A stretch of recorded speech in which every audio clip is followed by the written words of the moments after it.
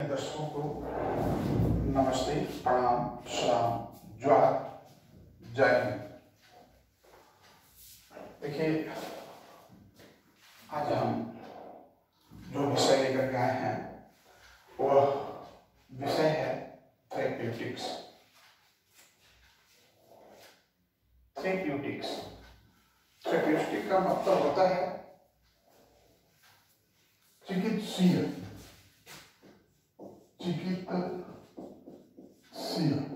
इलाज। ठीक है,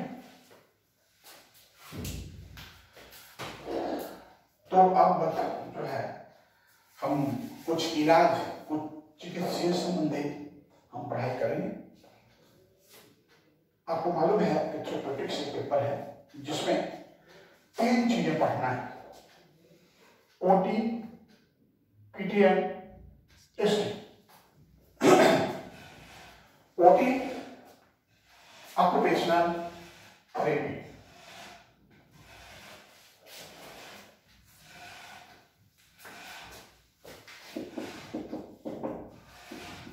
ऑक्यूपेशनल थेरेपी, पीटी फिजियो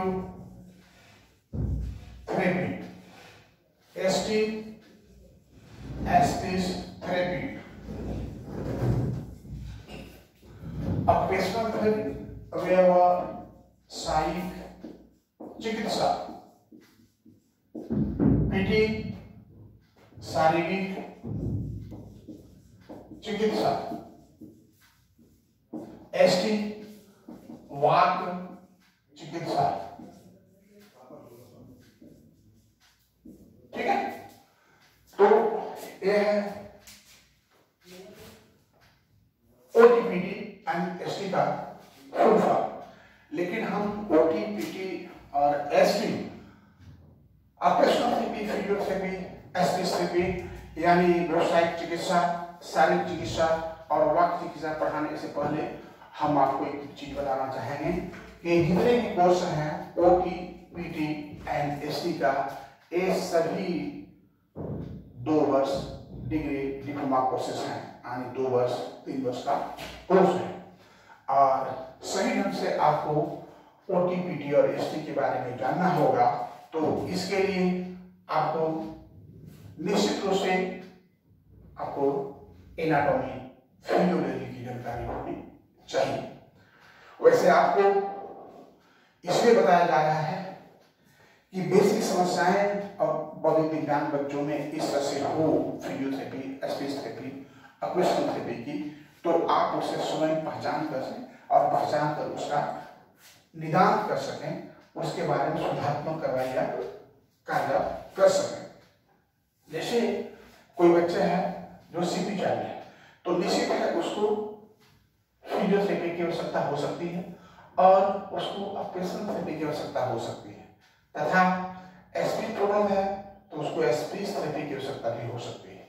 यानी एक ही बच्चे को ये तीनों प्रकार की चिकित्सा की जरूरत हो सकती है, क्योंकि वह बच्चा मल्टीपल डिजीबल, बहुत दिव्यांगता से ग्रसित होता है। तो ये चीज हम समझ गए ओटीपीटी एसटी क्या है। थेरेप्यूटिक्स अब हम जानेंगे concept and understanding of clinical therapist. Concept मतलब अवधारणा और समझ। इसका क्या अवधारणा और समझ है क्लिनिकल थेरेपिस्ट यानी नैदानिक उपचार की, नैदानिक इलाज की। कहते हैं क्लिनिकल साइकोलॉजिस्ट है, क्लिनिकल साइकोलॉजिस्ट नैदानिक मनोवैज्ञानिक है, माने चिकित्सीय मनोविज्ञान है, मेरा वैज्ञानिक है। तो चलिए हम इस पर अब गौर करते हैं। देखिए, पहला है आपका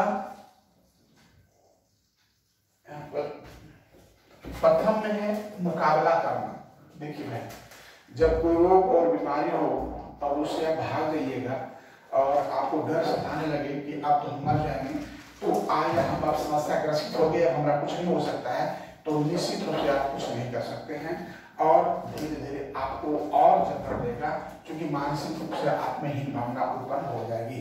तो सबसे पहले मुकाबला है, उसमें मुकाबला करना बहुत जरूरी है। क्या मुकाबला करना है? हम संपर्क करेंगे शारीरिक चिकित्सक से, वाक चिकित्सक से, व्यवसायिक चिकित्सक से, नैदानिक मनोवैज्ञानिक से अपनी सलाह लेकर के अपने सुधार करवाई हेतु तो पहला मुकाबला करना। दूसरा, मन शरीर संबंध। आपका मन और शरीर दोनों का संबंध बनाए रखना होना चाहिए, क्योंकि एक सोमैटिक थेरेपी है, तो यह एक प्रकार का चिकित्सा है जो मन शरीर को संबंध एक जैसा बनाए रखता है। एक आप हीलिंग स्पर्श भी होता है, हीलिंग स्पर्श जिसको बोलते हैं स्पर्श थेरेपी। और थर्ड है स्वविनिमय प्राप्त करें। थर्ड स्वविनिमय। स्वविनिमय क्या होता है? Central nervous system. Central nervous system CNS इसको बोलते हैं, CNS,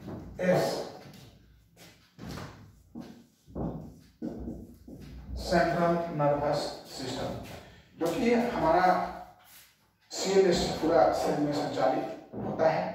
और इसमें हम इसको रेगुलेट करने के लिए जो प्रतिदिन का कार्य है, जिससे सुबह चलना, दौड़ना, वॉकिंग करना, एयरली जो ब्रेकफास्ट हम लेते हैं वो डाइट होना चाहिए, आफ्टरनून का होना चाहिए, फिर रात में डिनर होना चाहिए, तो लंच ठीक होना चाहिए, ये सारी चीज़ों पर हम ध्यान देंगे। और कार्यकारी कामकाज सीखना।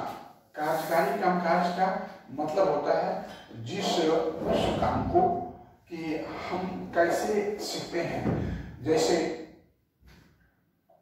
हम किसी काम को जब करते हैं तो उस काम को करने के लिए उसके लिए टाइम टेबल बनाना, समय निर्धारित पर काम करना, तथा हम किसी काम को शुरू करने के लिए कैसे शुरू करेंगे जो हमारा इफेक्ट बहुत अच्छा हमारा आगे मिलेगा। और पांचवा देखिए है सामाजिक कौशल और सामाजिक सोच सीखना। सामाजिक कौशल और सामाजिक सोच सीखना ये बहुत जरूरी है। कहावत है ना, बिना बुद्धि विक्रम विद्या, निर्बुद्धि तो बलम। विद्या है और बुद्धि नहीं है तो यह बिग के समान है, क्योंकि विद्या और बुद्धि में समन्वय होना बहुत जरूरी है। अगर विद्या और बुद्धि में समन्वय नहीं है तो विद्या झड़ के समान, बिग के समान बन जाती है।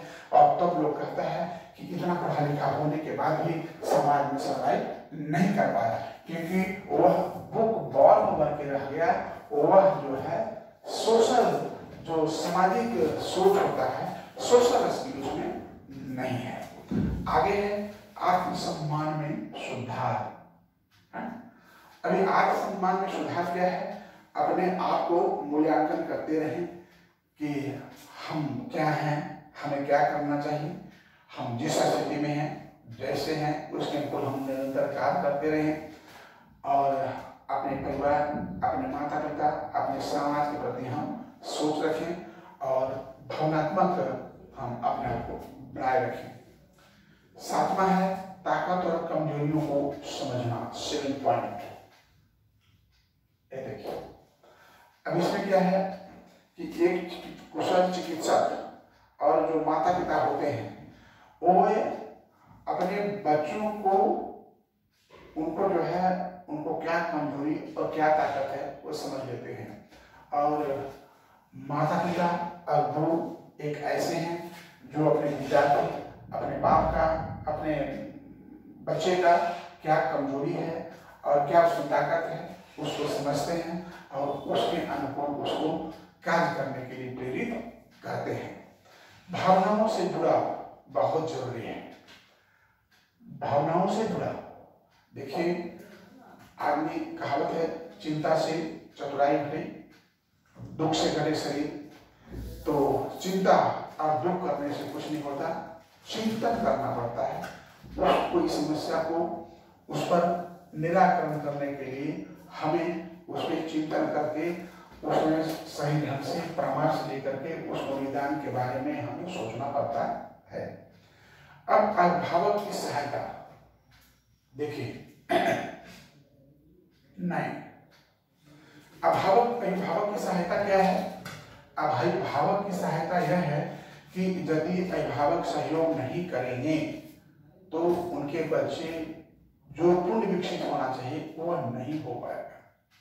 खास करके जो हमारा बचपन है और किशोरावस्था है, मैं कई बार बोल चुका हूँ कि हमारा बाल्यावस्था जो है वो ब्लैंक डेस्क होता है, यानी खाली बेंच है, आप उस पर बैठ जाओ, खाना खा लो, किताब पढ़ लो, जो कर सकते हो। उसी तरह से बाल मन खाली होता है, उसमें आप जो डाल देंगे वो सेट हो जाएगा। और जो हमारा युवा पीढ़ी है तो युवा पीढ़ी भटकाव का पीढ़ी है। इस उम्र में व्यक्ति ज्यादा भटकाव होता है, भावनाओं से उत्पन्न होता है और एक से दूसरे पर भटक जाता है। कभी कोई खड़ा स्टेप भी ले लेता है, जैसे आप समझ रहे हैं कोई लड़का लड़की का प्रेम हो और वह टूट जाए तो आत्मसम्मान में धक्का लगता और वह आत्महत्या तक भी कर लेता है। चलिए हम बात करते हैं बौद्धिक दिव्यांगता पर। तो जैसे ADHD या डिस्लेक्सिया वाले हैं तो इनको क्या है कि इनको जितना भावक जानकारी है उतना एक विशेष शिक्षक, थेरेपिस्ट, चिकित्सक को नहीं होता। और गार्जियन जो सपोर्ट करते हैं उसके बारे में कैसे टेक्नोलॉजी से बताते हैं और तब जाकर के उसके अनुकूल हम एक चार्ट बनाते हैं उसके बिहेवियर को कम करने के लिए, उसके स्पीच थेरेपी के लिए, उसके फिजियोथेरेपी के लिए, उसके एजुकेशनल थेरेपी के लिए। तो मैं समझता हूँ आज का जो हमारा विषय था OTPTSD के बारे में बताया अंग्रेजी में, हिंदी में।